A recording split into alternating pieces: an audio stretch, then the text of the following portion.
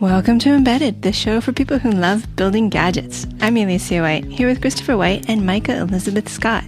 We're going to talk about blinking lights, melting coasters, teaching electronics to artists, and maybe mental health. Before we get started, I've heard a rumor that there will be a contest here next week. One with prizes, a copy or two of my book, and maybe a copy of Kerbal Space Program? That sounds like fun. For now, think about what you'd want to put on a satellite, and I'll explain the rules and entries next week. Hi, Micah. Thanks for joining us again. Hi, it's great to be back. When we last spoke, you had left engineering to do art full-time. How's it going? That's I don't know. I actually don't know. It's been an interesting ride. And yeah, I actually still kind of don't really know how well it's going. It's been really successful in some ways, and it's been really challenging in a lot of ways. And I still don't really quite know where that averages out to. How do you introduce yourself these days? Well, it's hard. I've kind of started calling myself an art engineer, because that kind of emphasizes that I still do a lot of engineering. I still tend to find myself drawn to stuff that involves creating new widgets and making new tools and, including some kind of new bits of technology.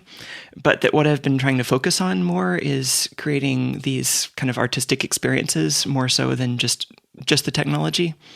But, that's a constant struggle for me. I've got a lot of experience just focusing on the technology and not as much experience doing the art side. So it's been more of an adaptation.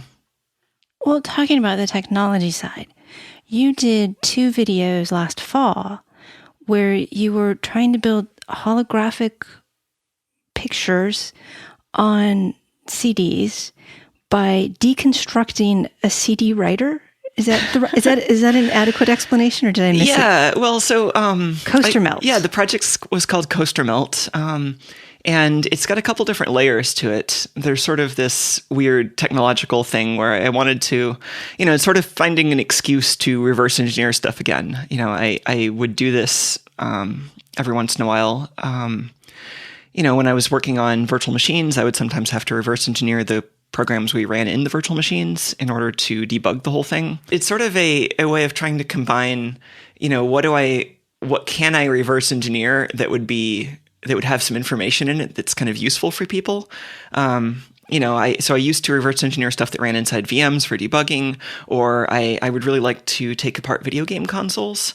I really got into reverse engineering the Nintendo DS and the DSi, and I built some weird hardware that would trace all the reads and writes that it made to memory in order to kind of figure out exactly what the firmware was doing.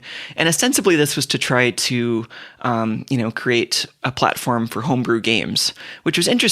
But really, the part that I was really interested in was kind of taking apart more than the next step.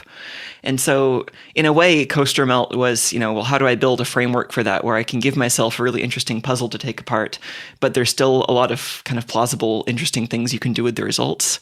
So this time, it's not necessarily creating homebrew games because we've all got, cell phones that we can write games for if we wanted, and the hardware's a lot better than these handheld game systems that I used to care about.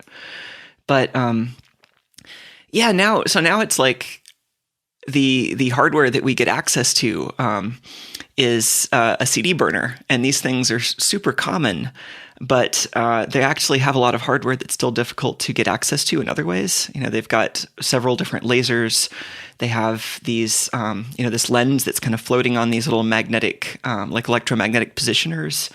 And it's got really high frequency A to D and D to A and modulation and demodulation hardware. And all of this has the ability to create these really fine, detailed patterns on these plastic discs. But we just use it for, backing up our photos and, writing movies and that kind of thing. And it'd be great if I could do that reverse engineering that I like, but also have these plausible end results where we can now have software that we can load onto this really commonly available hardware to get it to kind of create new things for us. And so maybe some of those new things are patterns that when you shine laser light at them, create kind of an image in the resulting diffraction pattern. And that's such a neat idea to do. And so when I started watching, I was like, okay, I would like that. That would be fun. But where I thought you would be, if it were me, I would have a logic analyzer and be looking at the communication between the chips. Not even thinking about looking at the code on the chips. But you had this disassembler tool that was just amazing. Well, it was beyond that. The thing that amazed me was you have some arcane techniques for reverse engineering. I haven't done a lot of reverse engineering. I've done a little bit here and there. Actually, my first summer job was I was supposed to reverse engineer a mass spectrometer that the scientists got from somewhere, but they had no manuals and they didn't know how it worked. Totally failed at it because I didn't know what I was doing. And I only had a serial port, which didn't talk to me. But the thing that amazed me was you had these ideas for, and I don't know how common this is, but you loaded the firmware in Photoshop. I mean, it's not super common, but it's not that uncommon either. There are a handful of tools people have written to do that kind of early visualization of a binary. And, I really appreciate how the human vision system is a really great pattern matcher. And so if you've been staring at images that have these kind of subtle patterns in it, you can start to pick them out of new images. And so I think some of this came from, the DOS days, and, it's like you have a game or something that you want to crack or reverse engineer, or you have, some program that you don't know the command line options for. You just start, opening it up in whatever programs you have. And sometimes that's a disassembler or a text editor or an image editor.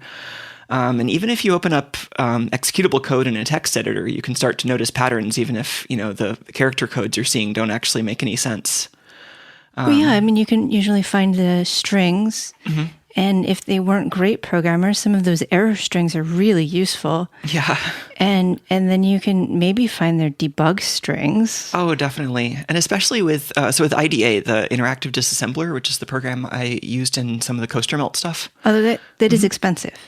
Yeah, it is. There's like a free version, but the version that has support for all the different processors and 64-bit code it's like $700 or something. And that's IDA. Yeah, there's a few alternatives now, which I won't remember them all off the top of my head, but what that gives you is it has some intelligence for figuring out, this is a block of code, and I'm referencing this block of code over here. So it does some mapping for you once you kind of start picking away at the little bits and figuring out what each piece is. Yeah, the best thing about it is just its ability to cross-reference.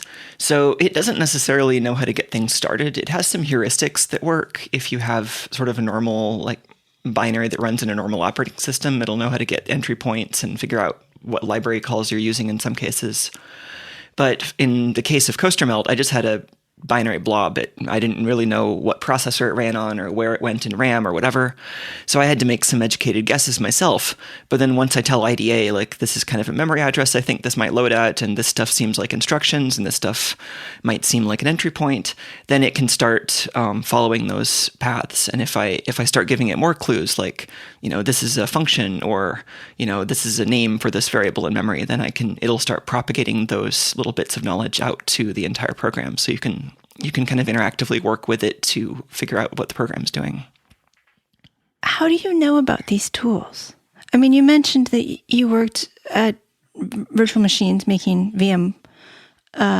So I gather that's some of it, but have you always been sort of a taker-aparter like this? Yeah, well, that's sort of how I learned how to build things, was by taking them apart. It started with taking apart the kitchen toaster. Well, yeah, but I kind of, after I got to the point where I was looking at the wires and maybe a serial port, I was done. You went on this is just the beginning. Let's go into these chips. Well, I like kind of having a good mental model for kind of as much of the stack as I can. So, and some of this came from working on virtual machines. But, my job working at VMware really came from a lot of hobby projects that were, really similar in content. So one of the interview questions actually that we would use back in the day was, you're sitting in front of a terminal with a command line, and you type, ls or dir, and now, explain in as much detail as you can what just happened. And, the really thorough candidates would go down all the way into, the keyboard microcontroller scans the matrix and then, sends something across the USB, or, in this case, it was mostly PS2 back in this day. And then, all the way up through, the kernel task switching and the shell and the terminal emulator drawing characters into the screen and the graphics card. That's a really good question. Well, and I don't know, I have weird feelings about this these days because at the time, and this was probably like 2005 to like 2010 or so, that kind of stuff was just super interesting to me. And it was just what I lived and breathed. And, software that helps with reverse engineering, it's just another way of, getting inspiration for that. If you can see how someone else has put something together, then you can get some idea of what their process might have been like. And I especially liked this when I reverse engineered something that you could tell was made by a really small team or even by a single individual. There was a game that I was really into that was originally, I think it was originally Apple II, and then they made a DOS version that I played, Robot Odyssey. And it was all these, these little robots that you could kind of climb inside and program by building these little logic circuits inside them. And it was an adventure game. You'd have to escape from this kind of sewer dungeon that you had fallen into, and that you'd kind of fallen out of your bed into this land that was full of robots, and you don't know how to get home, and you have to program these 3 friendly robots that you found to help you get out. And it was this really hard game. It was like all these levels, and the hardest ones you had to like you'd have to build these logic circuits that would have your robots go off and do things on their own. And then, in these areas where if you tried to follow them, these like sentry aliens would kind of grab you and bring you back to the start. So it was really hard. You could totally do that with actual physical things now. Yeah. I got inspired a while ago to reverse engineer this game and try to make a new adaptation of it for a Nintendo DS, because that's what I was working on at the time. And it was just so fun to reverse engineer this thing and just see, you can start to see all this code that you can tell was handwritten. You don't see the patterns you would see from a compiler. You see things that almost seem like the kind of stylistic little ticks that you would notice if you start to read one author a lot. And then it starts to seem like you're seeing this artistic creation in this new way that, this way that the creator saw it, but the creator didn't necessarily expect anyone else to see it. So in a way, reverse engineering kind of opens this door to see things in a new way. And it has a lot of practical uses. I mean, you can use it to find security problems, and you can use it to find, just bugs in your code, and you can use it to find ways of, adapting other people's code to do stuff that it wasn't designed to do. So it's got all these sources of power in it, but I also see it as a way of understanding things. Thoroughly understanding that. Yeah. So you've made 2 videos, and the second video didn't end with, here's the code to go out and make beautiful CDs. Yeah, it didn't. Where's the third one? It's in the future. It's that place that we haven't gotten to yet. So I don't know. I really wish I was better at making things in a regular schedule. But actually, the first 2 videos out there got to an interesting point where. So there are some tools out there that I put up on GitHub now that you can download. And if you have one of these drives, which you can get for like $70 on Amazon, then you can start poking around inside it. So there's enough code now where you can kind of bootstrap your own software onto the device. You can kind of install a backdoored firmware onto it and then start running these commands in a debugger interactively and start poking around with the hardware. So if you're the kind of person who likes exploring a system on a chip with all these registers that are undocumented, that can control lasers and motors and write interesting patterns onto disks, then it's kind of a playground right now. So in one way, I didn't necessarily want to have all the fun. I wanted to leave it open for other people to have some fun. The other explanation is that my life got really complicated right after I released. My life's been complicated for a while, but I ended up searching for a new house like right after that video, so I ended up kind of distracted for a while. And then you went into this artist residence, work art lifestyle loft thing? Yeah, that's well. So I that's sort of what I've been trying to do since the beginning of last year. But beginning of last year, I moved into this place in San Francisco that didn't really turn out so well. And then I tried again at the beginning of this year with this place in Emeryville. And so last year I was trying to live with a bunch of other people and, trying to stay in the middle of San Francisco. And a lot of that was difficult. And, the roommate situation just didn't turn out well, as it often doesn't. But, I had to flip that coin while it was in front of me. And so now I'm actually in my own place in Emeryville, which I'm setting up as kind of a combination live space for myself and artist studio, and a place where I can kind of hold kind of more public events and workshops. So I've already had one of these events in my space where I had 16 people over to kind of just learn some electronics and some programming. And basically I want to get people started, who are interested in incorporating interactivity and light into their artwork. I want to give them kind of all the little technological bits they need to get started and not just feel lost or feel like they're just going to break something. Yeah, I noticed you were teaching classes, and that the classes didn't seem to be for engineers who want to learn art, and they didn't seem to be for people who totally unexperienced who want to learn how to blink a light, which is a lot of the electronic classes in Silicon Valley seem to be, here's how you start. Yours were pretty tailored towards, you're an artist, let me tell you more about some of the neat things you can use to incorporate more tech into your art. Exactly. And I mean, the way I list these online, I say, there's no prerequisites, but, really having a creative sensibility to you, I wouldn't say that's a prerequisite, but that definitely makes it more fun than if you were approaching it from a purely engineering standpoint.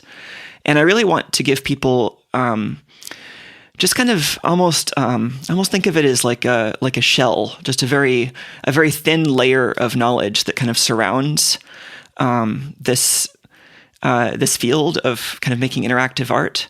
So I don't necessarily have the time to give people a lot of knowledge about electronics or about programming or even about just physically fabricating these things. But I think if I get people started in all of those areas, then it takes away a lot of those barriers where, you think, oh, I couldn't do that. Or, if I do that, I'll just break something, or I wouldn't know how to get started. And even if people haven't really actually necessarily done that much, if you get them started, then they can take the next step. And that's what I found.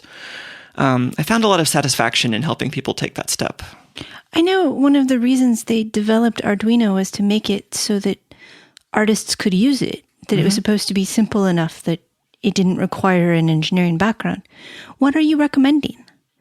Well, so I guess the thing that I'm doing is sort of, I see it as almost kind of alongside Arduino. I feel like Arduino is a great way to get people started writing firmware when they don't necessarily know they're even writing firmware.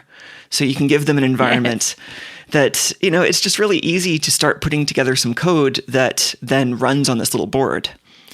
But I guess one kind of downside I see to that is that you take people who are used to this very expansive environment where you have all these tools that can do wondrous things on the computer. People are used to doing things really quickly in like Photoshop or Maya or, processing. And then you show them this creative platform where everything they're doing has to run on this little Arduino with kilobytes of memory. And it can be really daunting just trying to figure out, well, how to take your ideas and how to map them onto that much smaller platform now. So I think Arduino is great, and I think people should definitely use it, but I want to basically create something that's more like a GPU for artists doing physical installations. So I want something where if you have a bunch of LEDs or maybe even screens, you have some way of creating content for those LEDs and screens in a way that is, it's easy to focus on the creativity and what colors and shapes and animations and movements do I want, and not necessarily how do I turn this into code that can run on an 8-bit or 32-bit microcontroller. Well, wait a minute. This sounds like Fade Candy. You were on this show many episodes ago, 60 episodes ago exactly. So it was 41. Pink universes die really quickly. And you showed me these beautiful lights and the ability to control them with sort of via USB, but they were the NeoPixels, the WS2812s that are, I now know, are kind of a pain in the neck to control. And you had them dancing to your tune. What you're describing sounds like that. Oh, it totally is. It's all just a follow-on to the same kind of work, I think. And part of it is, improving the platform, and then part of it is the educational side. Because the platform I have right now, Fade Candy, it's something that, it's like a sort of open source platform that's, pre-assembled that you can buy from Adafruit, that comes with its own preloaded firmware.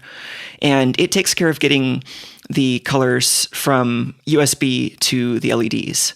And then you can write code that runs on like a laptop or a Raspberry Pi that implements your art. So if you have images or algorithms or movies or anything else that you're using to sequence your lights in as part of like a sculpture or an interactive installation, you can write that code on something like a Raspberry Pi or a laptop. But I guess it's still been a stumbling block for people how they take that and make it into a little self-contained thing that they can just hang on a wall or turn into, a costume or use as a prop in a play. It's that thing where, Arduino really offers something that you can embed into another project, whereas tools like processing or MaxMSP that you can run on a laptop really offer this wide range of creative possibilities. But I still see this this gap that exists between those. And some of that gap might be solved by new tools, and some of it might be solved by just by new techniques, and maybe new software tools or new hardware tools. So I've been thinking about this, and might be developing a successor circuit board to Fade Candy that includes more ability to kind of run standalone animations. I think that's great. I mean, a computer is a great way to design things, but if I were to make something that I wanted to walk away from, I don't want to leave my computer there. And even if you put it with something else that's more powerful than a small processor, but less expensive than a full computer, it's a lot of stuff. Yeah, and I guess the Raspberry Pi combined with the Fade Candy right now works pretty well. But there's, it's still kind of, there's a lot of friction because it isn't just, you write a sketch and you press play in the Arduino IDE. It's, it's now like an embedded Linux machine that you have, you probably connect it to a monitor and, you plug in a mouse and, you kind of fuss with it and get it set up. And it works and you can totally do it, but I don't really like it. I want it to be easier. So maybe the solution is, a software package for the Raspberry Pi that makes this all easier. Or maybe this is, I've also been imagining something that's like the current Fade Candy board, but that also includes enough processing power to run kind of like little shaders or like little kind of animation sketches on board. So it would be a lot like Arduino, where you're writing code that then gets kind of compiled and loaded onto this little microcontroller. But instead of writing, like a setup function and a loop function, it would be like you're writing kind of a shader function that takes, information about an LED's position or, animation parameters and maps it to color. And then we take that function and kind of compile it into something that can run on maybe like a 300 megahertz ARM processor. And that's now your wearable platform. One of the things you mentioned a few minutes ago was the problem of mapping sort of the artistic vision to hardware, an 8-bit or 32-bit microcontroller with some LEDs. And I encounter this every day where a designer comes to me with some sort of user interface design for a product, and it's extremely fancy and wonderful and full of whimsy and animation. And I'm staring at this, ARM Cortex M3 with a little bit of video display hardware, scratching my head going, well, how am I going to actually make this happen? And sometimes I can't, and I have to say that, sorry, that's not going to work. That seems like a difficult problem to solve for people who are not technically savvy. I mean, even if you provide all the tools, it seems like there needs to be another step where they can kind of visualize what's going to happen before it happens. Oh, exactly. Yeah, and I guess the way I conceptualize this is that either the limitations you're working under need to be sort of so broad as to be, not worth considering. So like if you're doing, kind of 2D art in Photoshop these days, then like your pixel resolution usually isn't a problem. Like you can think about it if you want to, but you can kind of put it out of your mind. And if you're programming, LEDs on processing, your CPU power is usually like that. You can just kind of put it out of your mind. But if you wanted to do the same thing on an Arduino, now you need some kind of conceptualization of what those limits are. And I feel like if you're asking a designer to create something for that environment, you need a way of having limitations that you can communicate to the designer. So yeah, a big part of this is, how do I create a tool that you can use to kind of develop and try out patterns and animations for LEDs. And I'm thinking this might be like a browser-based tool that has some way of, giving you feedback for what your resource utilization is. Like you've used this many kind of cycles and this many kind of register slots or whatever we call them. And it would almost be like writing a shader where you can be editing code or editing some kind of node diagram or some kind of layer diagram or however it's displayed to the user. And then as, the artist in this case is actually creating an animation, we can give them some feedback for how much of the system's resources it's utilizing. This reminds me of Scott Miller and his hula hoops that had all the different lights and how he was trying to make it really easy for hula hoopers to make designs.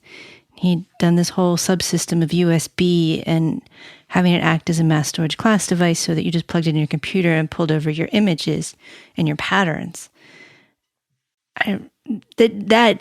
When we talked to him, it was like, okay, so how do they know what their patterns are going to look like on the device? Mm-hmm. He was struggling with similar things that's a whole nother project. The simulator is a huge project, at least as difficult as making the device. Yeah, and I feel like, there's this sort of goal that I think most people I know who make these big light art projects have, where, you really want to have a good idea of what it's going to look before you build it. It's really helpful for one, so you can ask for money if you have a really nice picture of what it's going to look like. But it's really hard to visualize this stuff. I've used, a couple of different 3D graphics packages, but, accurately rendering something where you have just thousands of individual light sources that are all actually pretty small. Current global illumination algorithms don't really do that especially well, as far as I've seen. So, and then it also depends on what they're in. Definitely. I mean, are you looking at them under clear, which case they're pinpoints, or are you looking under some diffuse or some really heavy diffusion? It's going to make a huge difference to how they interact with each other. Oh, exactly. And so, I've wanted to do computer simulations of that kind of interaction. And, that my little Zen Photon Garden project a while ago was sort of a kind of 2D tool inspired by that. And I've tried to use 3D graphics packages to do that in 3D, but it's really tough. Just the amount of actual simulation involved to capture all the different bounces from all the light sources becomes kind of a lot. It becomes a physics project. Yeah, you can do ray tracing, but that you're going to get 1 frame per hour or something. Yeah, exactly. Well, so what I do sometimes is I'll do some kind of slow process, whether it's in the computer or physical, to just get a photo of what the light from each LED would look like, and then so far I have this installation that I built in Toronto recently, where to map out where all the LEDs were, I would light up each LED, then take a photo with a DSLR, then process that photo into a map. But I also want to use that kind of data set for simulation. So if you can come up with a data set where kind of what the light output from each LED was, now you can go in software, kind of recombine those into an image that simulates what it would look like to have a particular light configuration for one camera viewpoint. So your art installation in Toronto, will you tell me about it? Oh yeah. This was a project we did just like a couple months ago in Toronto at the TIFF? TIFF, the Toronto International Film Festival. They have a big building in downtown Toronto. It's really beautiful, with like 5 cinemas. And every year they run a kids' film festival. And as part of that kids' film festival, they have kind of a pop-up children's museum with a lot of, interactive games and experiences and kind of learning toys called the Digi Play Space. And so this year they commissioned me to create the title wall for their exhibition. So it's a big 16 by 8 foot wall, LED lit, interactive. Interactive how? So the interactivity, I wanted something that kids could really put their hands on, because I guess I'm personally kind of frustrated with things that are just, camera based or screen based.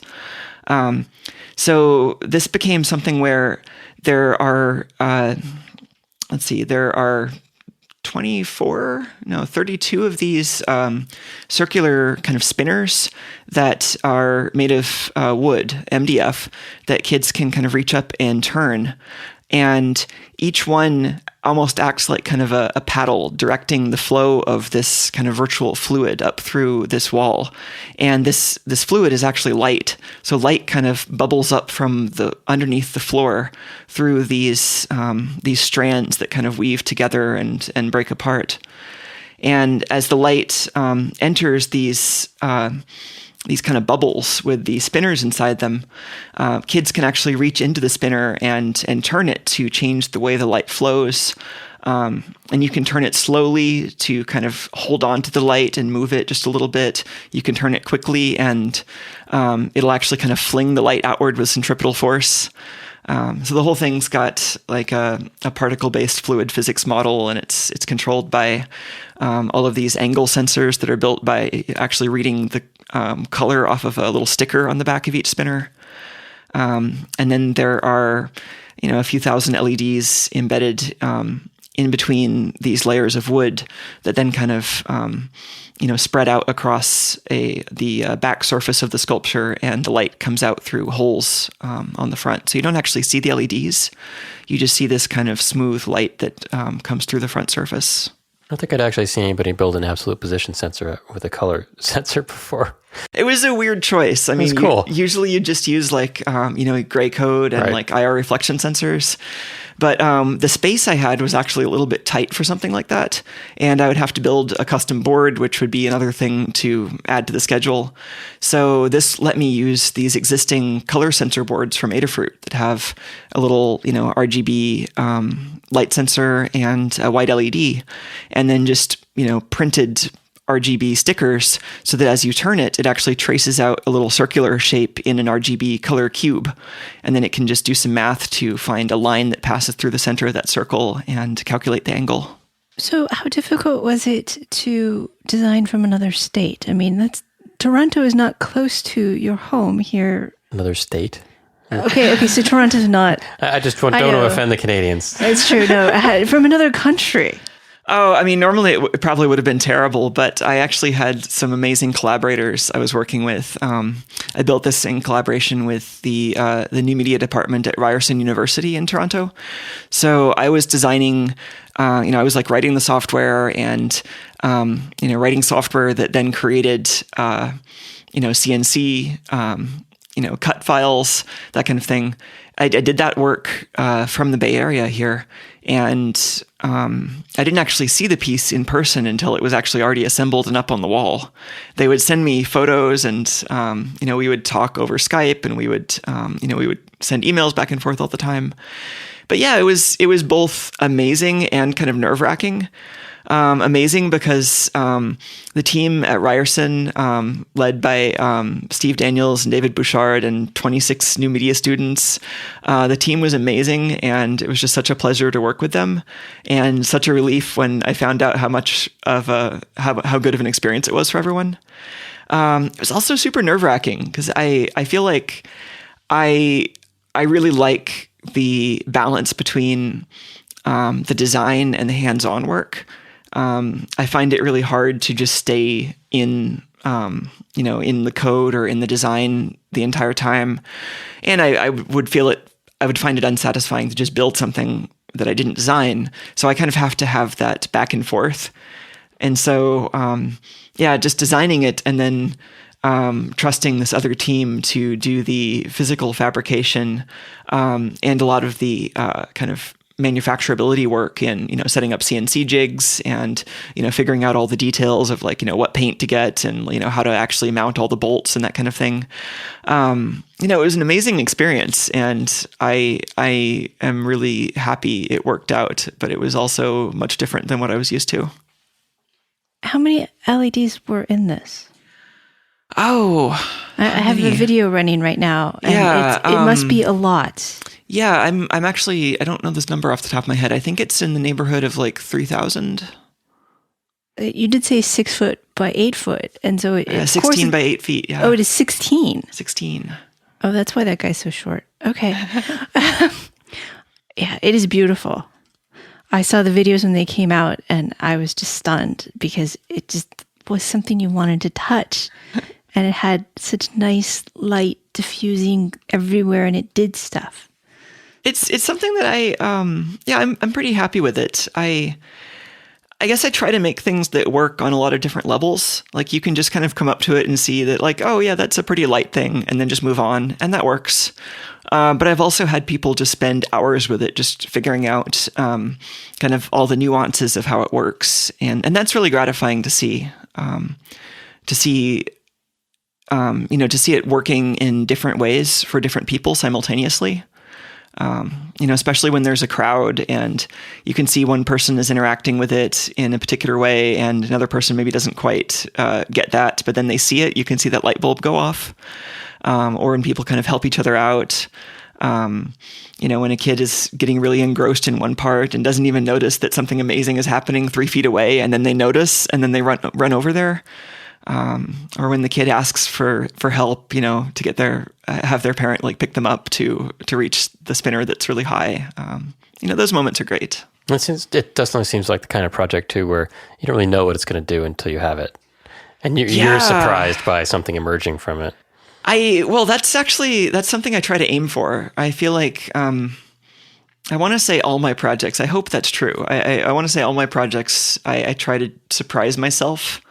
And that's true of the workshops too. Like I want to create an environment where I can take somebody who's never, programmed LEDs or never, soldered a Arduino before. And I want to get them to the point where they can surprise me.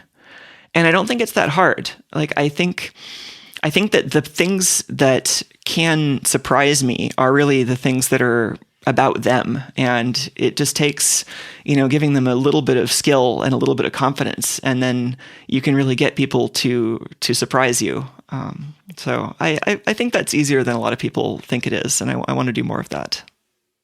So art engineer, is there something wrong with the word artist? Oh no, I mean yes and no. I don't know. I mean, artist is complicated, right? I mean, nobody really knows what an artist is. Okay, so Silicon Valley, and certainly here we have an artist community, and we have a maker community, we have an engineering community, and sometimes that's all the same person, and sometimes those communities don't seem to understand each other. Yeah. How you definitely fit in all three. How do you think they perceive each other? I think there's still a lot of issues that we as a community need to work out. Well, artist and engineer.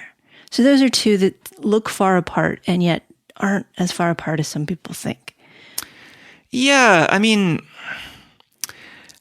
I feel like I'm still trying to work out this conflict, like in my own life. Like I'm feeling this out every day.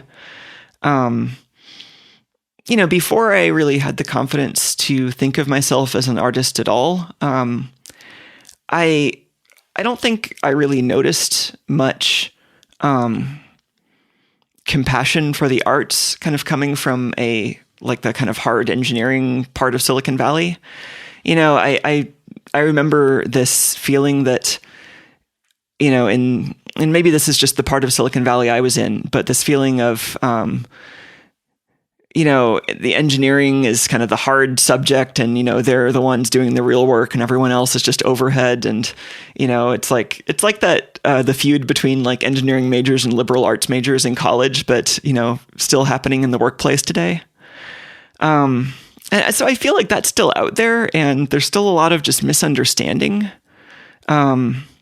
Engineering, I think a lot of engineers think, like art is easy.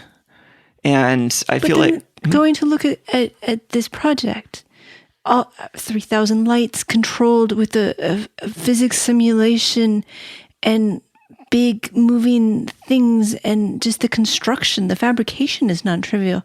Do you think this makes engineers see art as requiring engineering?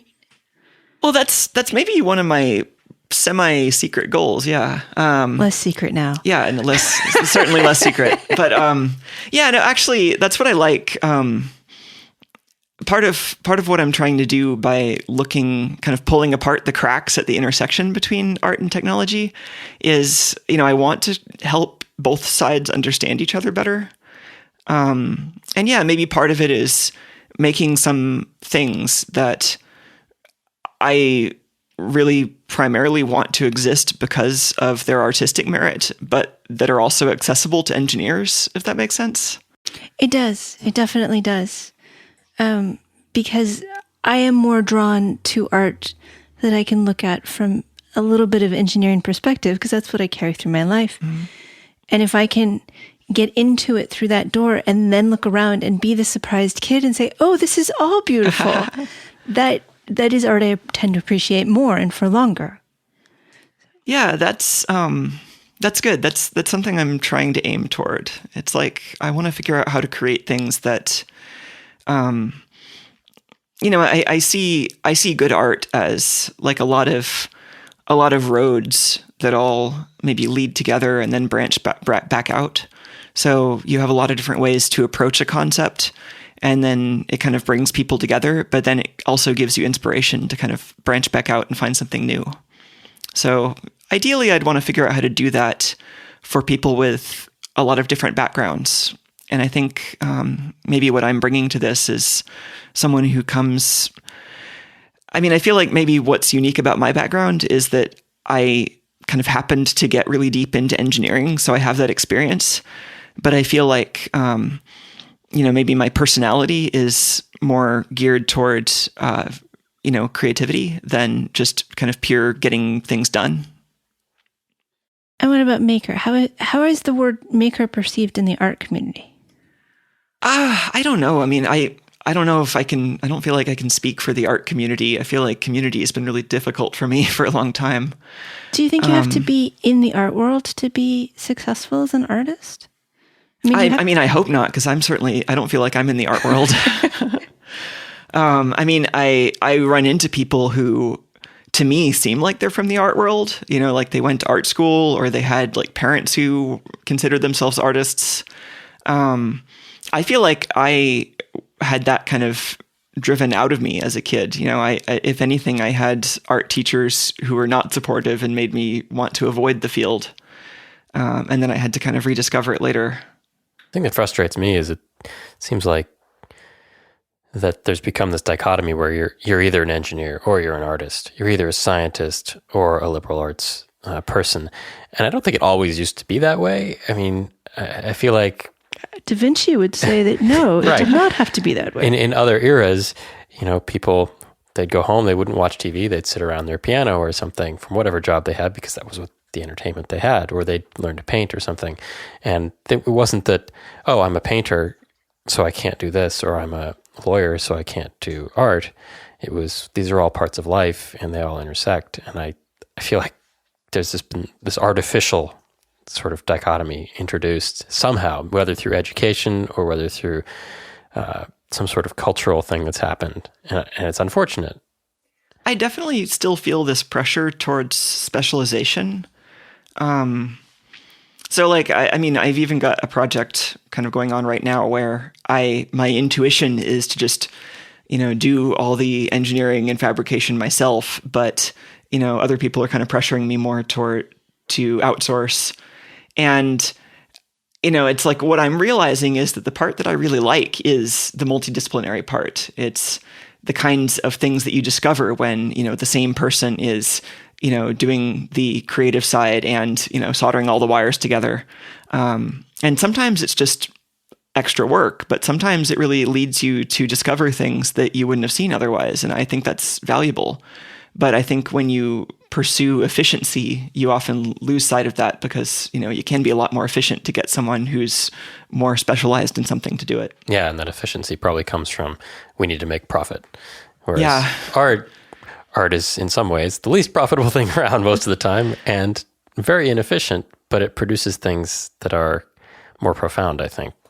Well, you still have that pressure for efficiency, though, just in terms of, the realities of artists who have to pay rent and, have to compete for funding. And I feel that that's kind of unfortunate. I wish we saw more large scale kind of multidisciplinary works that were more about, more about that idea that one person can have that can cross disciplines rather than it being another example of, I feel like a lot of these large multidisciplinary art projects tend to seem more like kind of civic construction or like architecture projects where like, the art in it is kind of the idea or the concept, but then the implementation of it seems to be a lot more like the kind of large scale manufacturing and construction that I'm used to in this country. Mike is going to have my Chihuly rant already all said before I can start. Sorry. No.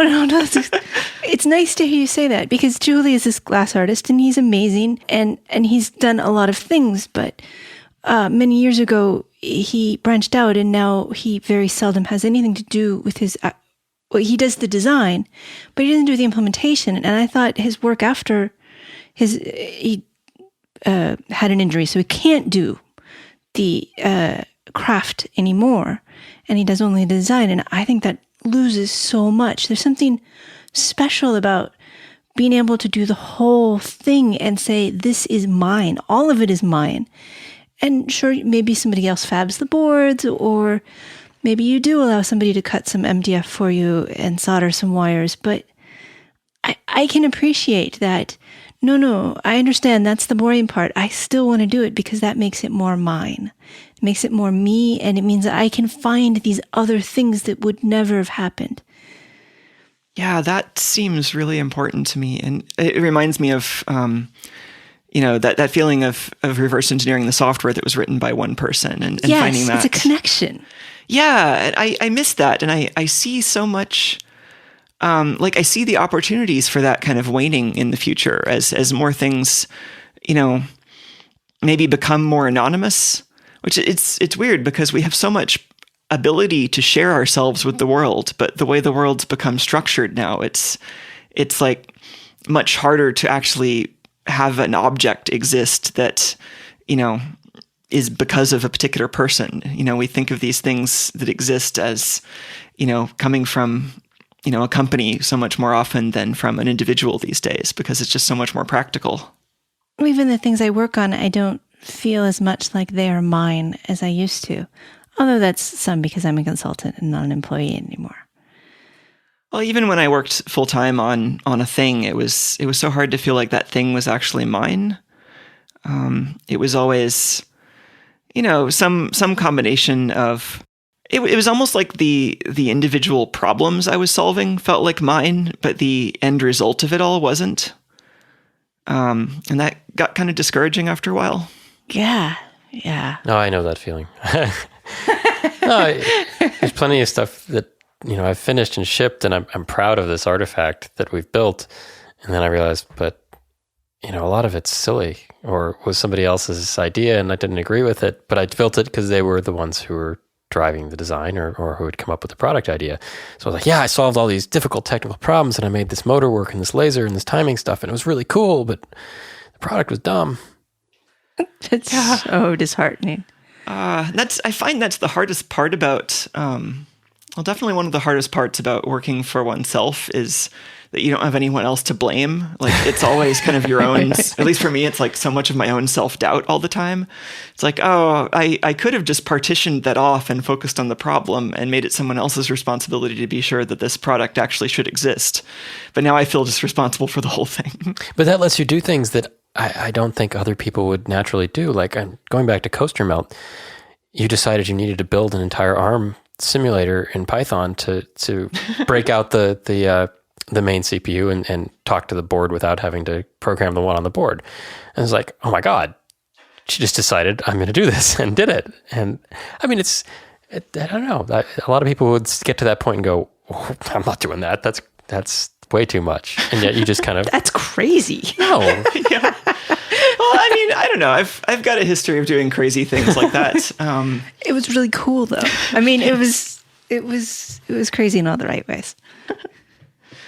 This is reminding me of I would look for excuses to build hardware, even when I was working on software and at VMware. We got the new Mac Pros in like right after the Mac Pro came out. And, there hadn't been like a powerful desktop machine from Apple before. And, we were trying to get the VMs running on it, but everything would just crash right away. And it would crash in this super low level code that was like swapping out the entire state of the CPU. So you couldn't actually debug it at all. And I had the greatest excuse to take a soldering iron to that brand new Mac Pro and find some undocumented debug port on the motherboard. And I made some stupid little microcontroller thing where you could run some weird sequence of out operations and it would show up on a terminal somewhere. And that was the kind of stuff I really enjoyed doing. And I would find excuses to do that as much as I could. That is the fun stuff too. That's where I really dig in, is when nobody's telling me I can't do that.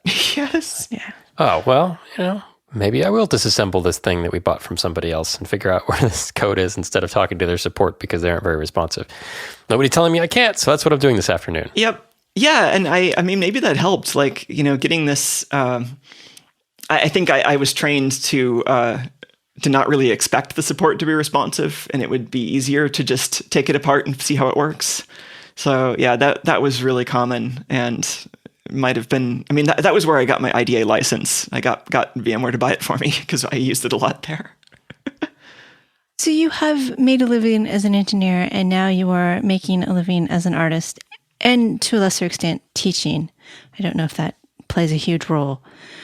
Yeah, I mean, I'm still trying to figure out how to break even. I mean, I'm still to a large extent living off of savings from my past career, because getting paid for making art is hard, and I'm still getting started at this. So I'm kind of expecting it to take some time before it's like profitable. And also it's pretty clear that I'm not doing this for the money, I guess. Because if you were doing it for the money, it would be almost easier to go back to writing code. Oh yeah, no, it would be so much easier to go back to writing code if I were doing this. And this is maybe something I find frustrating, is that, now if I were to go back and get the same job I had in like 2006, I think I would just be surrounded by mostly people who were doing it for the money. Whereas maybe that was less of the case before, I think, I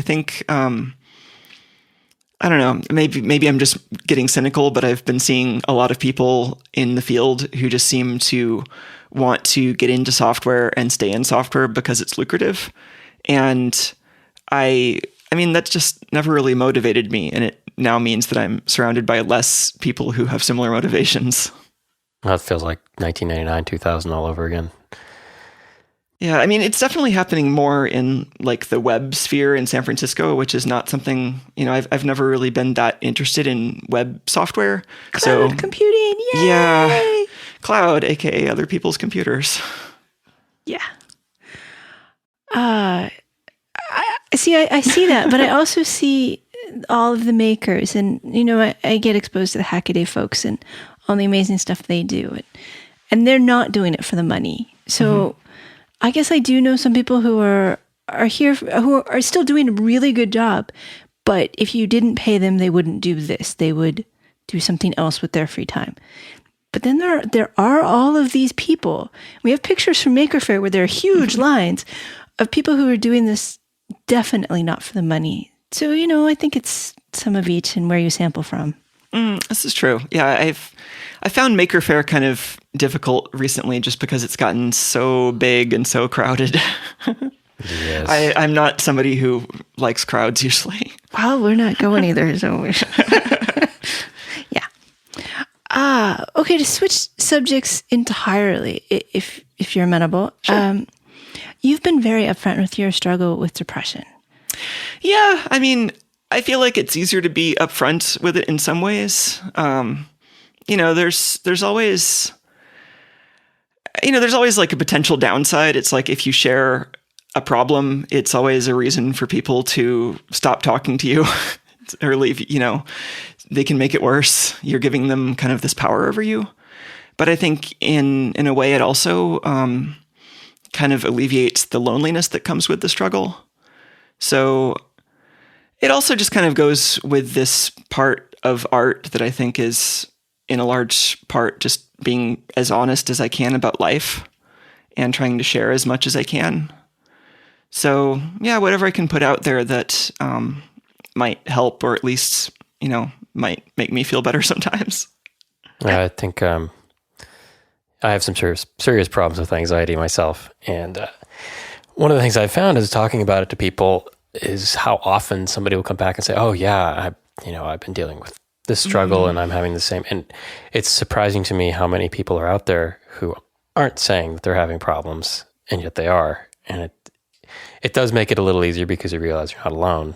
Yeah. The isolation is so hard with, I think a big part of what was, what made things worse for me last year was being, living in this place in San Francisco where I was surrounded by a bunch of other people who, I moved into this place thinking that it would be a lot of creative people who were, spending a lot of time being creative, but instead it was a lot of people who were spending a lot of time just like partying and, being 21 all the time. And that just kind of made me withdraw even more. It's like when I'm depressed and then I'm in a house full of people who are having a good time always, then it just makes me want to withdraw even more from them. Yeah. And I mean, to be fair, I have walked the depression road a bit, and not right now, but I expect someday it will happen again, and it totally sucks. And I do think we need to talk about mental health as a thing that doesn't just happen to other people. Yeah. Well, I wonder what resources we can start building as a community, whatever that means. Like, people who hang out together on the internet, or people who know each other in real life in the Bay Area or whatever. Like, how can we actually support each other? Because I've been around, groups of friends who are pretty open about mental health and supporting each other, but then somebody's actually in a bad situation and it's still really hard for them to get help. Of course it is. I mean, even if you have supportive, close friends, it still doesn't make it something that society is happy with. It's still going to be frowned upon. I still feel that people don't get it. I mean, that's one of the frustrations I have is trying to not explain to people, but it's just, if you haven't been there at certain levels of intensity, it's very hard to understand what somebody's going through. And so saying, oh, you should go get help, okay, well, that maybe ignores the fact that said person has been getting help for 10 years and they're in a bad spot right now. And that's not the right answer for them at the time. And I do think it comes back to this engineering culture versus the art culture too, because engineering is a very logical, reasoned, scientific, rational profession. Emotions are for wimps. And but for me, coming up, as a kid through my education and having a real science background, it's extremely frustrating to have a mental health issue because it's completely irrational. And so I keep telling myself, well, this is ridiculous. This doesn't make any sense. None of the things that you're thinking are rational. Here's this logical argument why, what you're thinking is false, but it doesn't work. Because there's all this stuff in your brain that's all messed up. Yeah. So, but there are whole therapies that's what you do. Yeah. Cognitive behavioral therapy. Yeah. But, all these things are a long struggle. But I feel like in the engineering community, it's not talked about. I don't remember talking to coworkers about similar issues at jobs. Might talk third hand about, so-and-so had a real problem, that kind of thing. I once told my boss that I was having trouble with depression and I was going to take a couple days off. He freaked out. And I was like, no, it's not really bad. I just can't handle this and everything else. And, afterwards he wanted to talk about it all the time. I'm like, no, thank you, but no. Yeah, actually, I've found that the worst thing for me with depression is people who mean well but don't know what to do, which is terrible because everyone wants to help, right? Yeah. But so I've off and on struggled with suicidal feelings for pretty much my entire life, and it's just one of those things that's just a fact of my life. It comes and goes. Sometimes it's worse than others, but usually it's not that bad.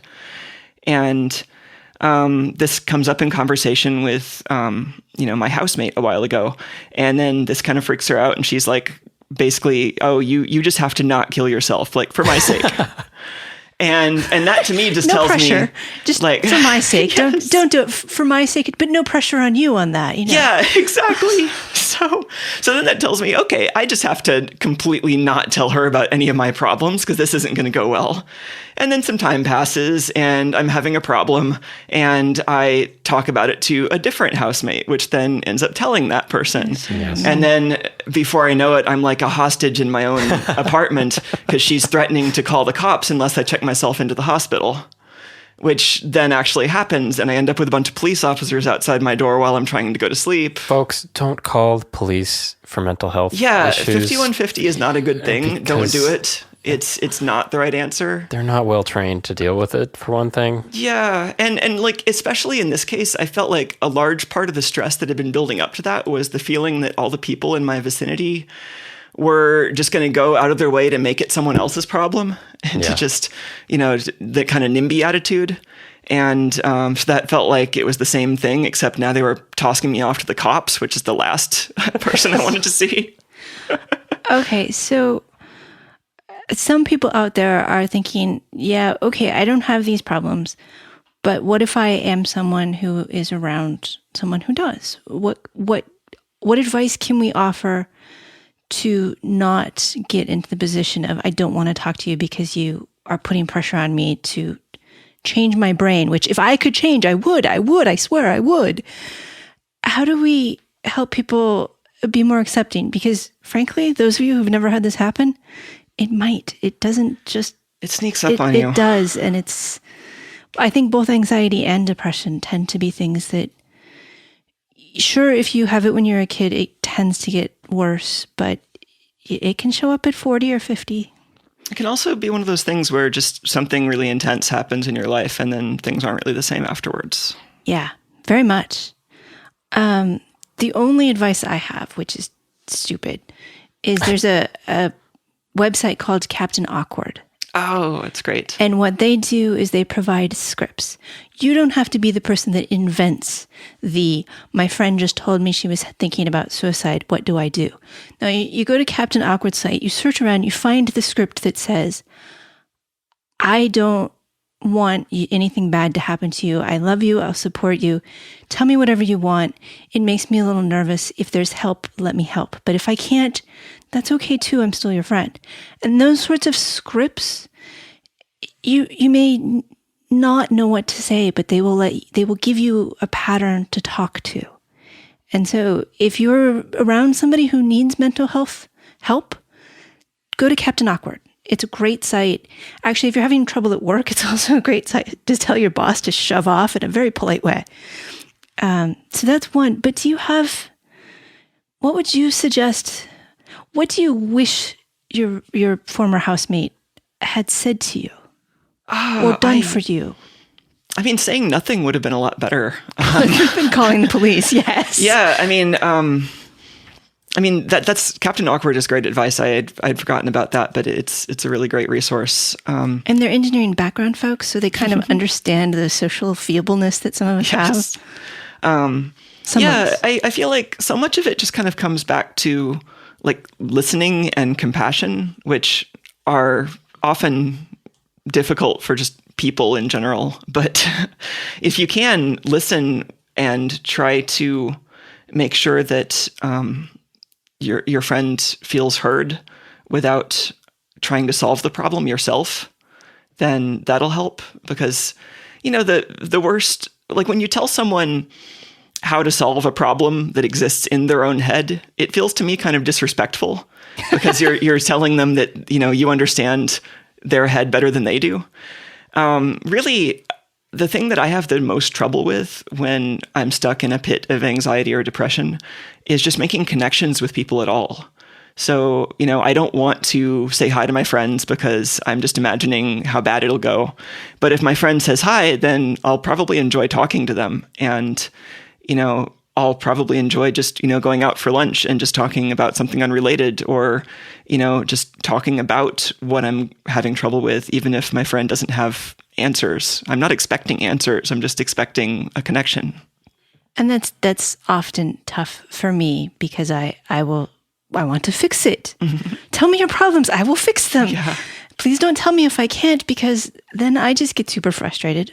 But yeah, you do have to balance that a little bit of okay, yeah, I have heard, I understand, that sucks, I'm sorry.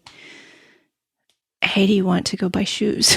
Well, I understand where that comes from too, because there's a semantic problem, right, with the word anxiety and the word depression, because everybody says, oh, I'm really anxious about something, or I'm really depressed about something. And that's the different level than the actual disorders. And so you say, if you come across somebody who's having a real problem with anxiety and an anxiety disorder, and people tend to go to their own experience and try to help based on, what works for me is this or that. And you're like, well, you don't really understand. I'd like to destroy the world right now. Yeah. And I really mean it. Being open-minded about other people's experiences is very useful. Yeah. So, yeah, I do agree with the listening, because there really isn't anything you can do in the moment to help the person except very subtly guide them sometimes. I mean, sometimes my problems, I don't want to go anywhere, do not want to do anything. Mm-hmm. I'm afraid of the world. But sometimes getting out and doing something does kind of shift the focus a little bit and help. But I'm not going to take the initiative to do that a lot of times. So it is kind of hard, because sometimes there are things that do help, but nothing seems like it's going to help. So yeah, I mean, and sometimes the right answer is often very roundabout. Like I'm actually seeing a therapist right now that I'm having a really good experience with, but I had the hardest time actually making that first appointment. Like it was like, sitting on the roof with a friend at like midnight and like sobbing and asking them to make, not even asking them to make the appointment, but, very, very tentatively getting to the point where they could, put themselves in the position so that I could carefully ask, very tentatively, oh, could you, it's so hard. And so if you can do anything as a friend to make that process easier, it'll just mean so much. And if you are seeing a therapist and they aren't working, get a different one. Yeah, most people have to go terrible. through half a dozen therapists before they find one who can actually help them. So if you're on trip number 4 and this person hasn't started to make you feel like you want to feel, maybe just try out a different one. That one's been very tough, I think, for the two of us, finding somebody who we can talk to, who we like. I mean, I had a traumatic experience and had really bad depression for a little while, and went to a therapist, and she helped mostly because she kept telling me that what I was feeling was normal after such trauma. And then at the end, she totally ruined it. Like we were saying goodbye, and she said something that just was like, "I'm surprised this ever happened to you. You seem like such an organized person." And I just Yeah. That's terrible. It was. It really, really was. And so, you have to, therapists are human too, and you don't. Well, and there's all sorts of different styles. And that's something I didn't realize when I first started doing therapy was these are not all the same. It's not a doctor where you go and they have, this is how you give antibiotics for an infection. It's, well, you've got your psychodynamic people and your cognitive people and this, and these guys are going to talk about your mother and your childhood and blame everything on your past. And these people don't care about your past. They just want to look at how you're thinking now. And some of those things work for some people and some work for others. And I didn't realize that. So, for years going and saying, why, this just is not helping. It must be me. Definitely, after a few months, if you're not feeling like something's happening, but then again, you got to go through that whole thing again of, oh, now I have to find another one. And tell them the whole crappy story all over again. Yep. And wonder if this one is the one who's going to call the police because they've decided you're the crazy one. What? I don't think therapists call the police that often. They are. If you're, well, it's never happened to me, so I'm not going to. I hope not. I hope not to. Well, so should we go back to technology or should we just cut it there? That's the thing with the electrons that move. Yeah, the electrons, they're like little particles and they go off of waterfalls. Yeah, actually, I really miss the old the Forrest M. Mims books. We rated Radio Shack. When our local one is going out of business, and they had all the Forrest Mims book for half off, and we just this one. Oh, that's great. I still, when I'm talking about kind of how I learned electronics, I still like to show a slide of his books. Reading through them recently, I keep finding things. I'm like, that's how you explain it. That's such a better explanation than I've ever managed. And I don't really have a strong electronics background, so I'm learning a lot too. The Forrest Mims books are awesome. Do you have any last thoughts you'd like to leave us with, Christopher? That's the question you asked for the guest. Right. Christopher, do you have any more questions? No. Micah, do you have any last thoughts you'd like to leave us with? So if you have a 3D printer and you like cats, you can 3D print some bolts for my cat. I'm sure he would enjoy them. Yeah, your cat. Your cat has a problem. He's a little atypical as far as cats go. And this was you had a video of this. You throw the bolt and he fetches it just like a dog does with the tennis ball. No, I think he likes the mouthfeel. Like he grabs like the threads of the bolt between his teeth, and the hex part is usually sticking out. And so I'm standing at my desk like working, and he'll meow and drop a bolt at my feet and then like rub against my foot, and then I'll throw the bolt and he'll run excited after it and bring it back to me. So I discovered this by accident when I just had a bunch of these lying around from an old art project. And then I found out that he likes the 3D printed bolts from the file from McMaster-Carr even better than the original ones. So I've just been printing them for my cat when my printer is idle. What kind of 3D printers do you have? So a while ago, I got the Thing-O-Matic and have upgraded it a bunch, and then it kind of broke, and now I still have it for like ABS stuff, but I recently got a Type A machine Series 1, and I've been super happy with that. I really like the nozzle design, and it's got a big build volume, and it runs off of BeagleBone Black. So it's been a good design. Did you get another mill? I do. I also have another mill. I was kind of gearing up the new shop with tools, and I was really, really tempted to get a laser cutter, but I decided to stick with the combo of 3D printer and small milling machine. So the other mill is really nice because it's small, but it's super accurate. So you can mill circuit boards with, I think, 10 mil space. And you can also do, small kind of 3D milled parts. So I want to also use it for doing kind of light pipes milled out of acrylic, which you can't do on a laser cutter because it just leaves a really rough surface. So have you made boards with the other mill? A little bit. I haven't done like a real board project, but I made some example boards. They had a lot of really neat nice examples. Yeah. No, it's a great machine. I've been really enjoying that and the Type A machine printer. Excellent. My guest has been Micah Elizabeth Scott, art engineer. Her website is www.misc.name. So it's www.misc.name. And it was really cool. You should go check it out. We'll have some links to some of our art projects as well as some of the other things we've talked about.